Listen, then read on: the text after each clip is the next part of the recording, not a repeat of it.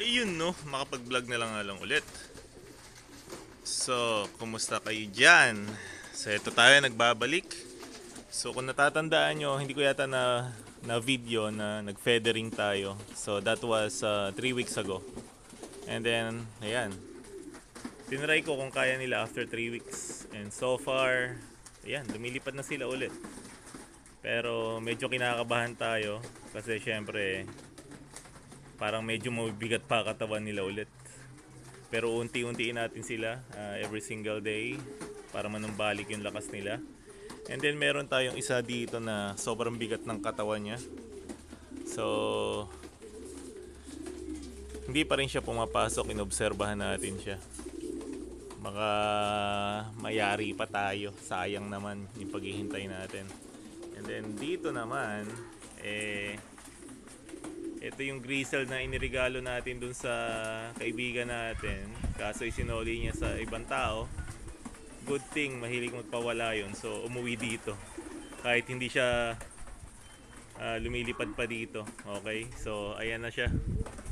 So yung grizzle na yan na napakatapang na nakikipagbabag siya yun. So ayun, meron na tayong pumitik na ibon. Sino kaya yun? Yari tayo.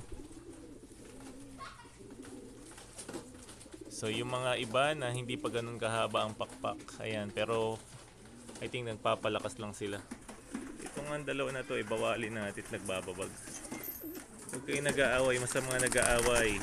Okay? Sabi namin, kalapati lang naglalaban, hindi mga player.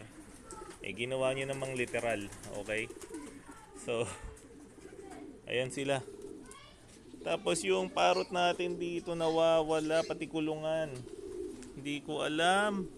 Yung pala iminob natin doon kasi sobrang init kanina. So triple digit tayo kanina. So kawawa naman kung papabayaan natin dito. Although hindi naman siya nainitan ng direkta kaso sobrang init talaga. So nilagyan natin siya ng secondary shelter niya. So yan, kita nyo naman yung mga lahi natin ng Ludo Sablon natin from Kuyang Zoilo. Ang gagaan ng katawan. Sila yung finedering ko ng 4 na kahit na natanggalan ko lang sila ng tig-4 magagaan talaga katawan nila. So ganon din sana sila sa race. Okay? Alam naman natin, factor dyan ng weight talaga. So yun nandoon, yan, si Paul Sion Kittel yan.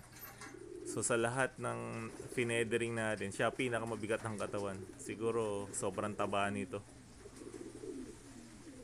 So nagtataka kayo bakit 3 weeks lang ang haba ng pakpak?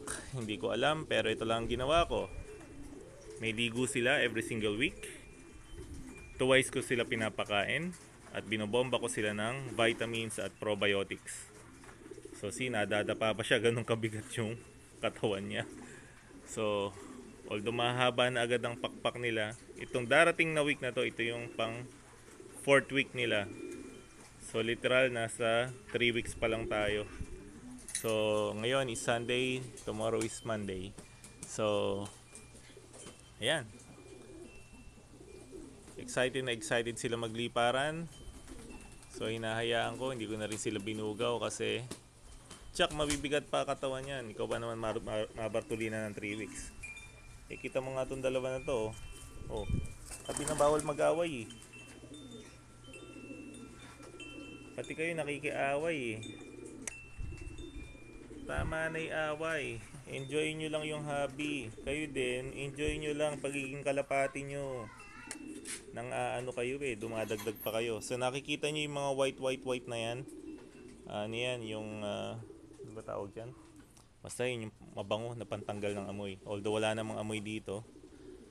Kasi tumatambay tayo dito kanina. Para mabango naman yun na aamoy natin. Okay? At saka pinaliguan natin sila. Pakita ko sa inyo. Pinaliguan natin sila kanina. Bawal lang hindi maligo. So nilinis na rin natin ng konti. Hindi naman natin pinower spray. Simpleng ano lang, yung hose lang. Tapos pinalitan natin syempre yung papel nila sa ilalim. Ayan So malinis-linis pa so far. Tapos nagpatuka tayo, tinatin kung sino yung susunod. May mga ilan na sumunod, pero may ilan din na yun, hindi natin masisi, sabik na sabik silang magsilabas. Okay, so ito ang problema natin. Pag may pagkain dyan, titigas talaga ulo. Kasi may nakukuhaan sila ng pagkain sa halip na dumiretso sila dito. So ito yata ano ba to? Yeah, young bird din natin to. Ayun, kalapati natin lumilipad na yun for sure. Kasi silver. So ito, okay. So ito yung ornat big balls natin. So tingnan natin kung ano kakalabasan itong young bird natin. Ayun oh. Ayun oh, antikas ng lumipad nung isa na yun.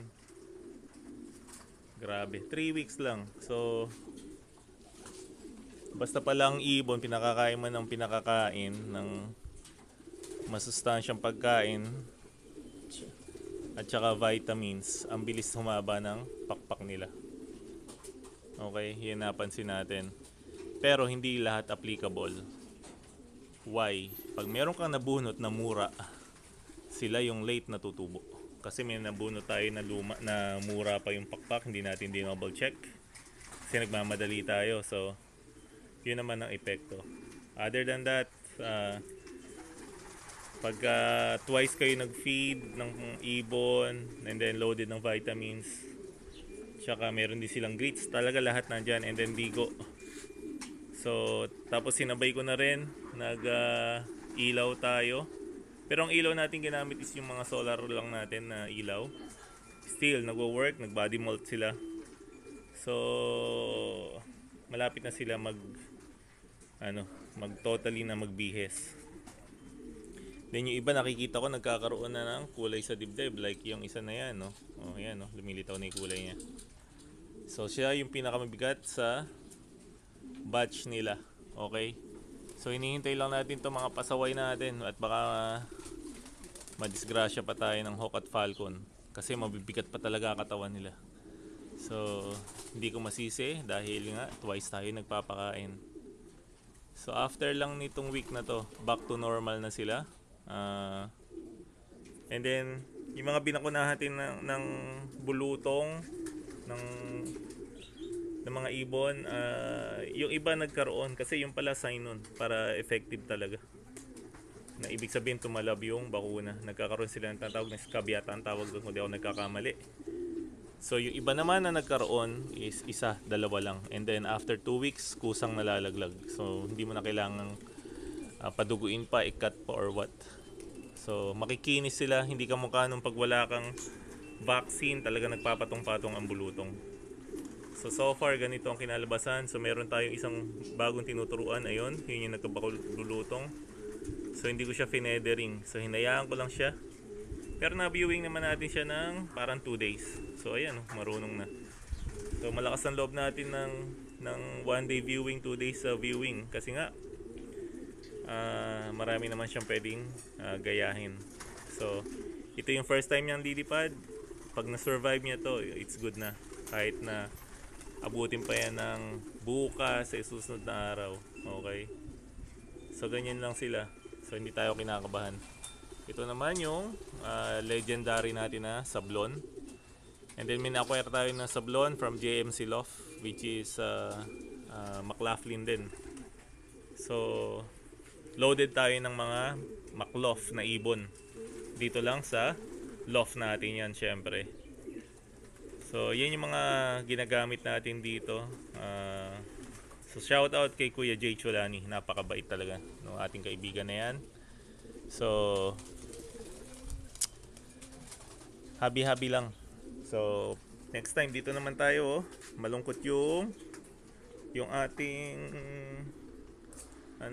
yung maliit na fridge natin kasi loaded, walang kumukuha hanggang sa ilalim.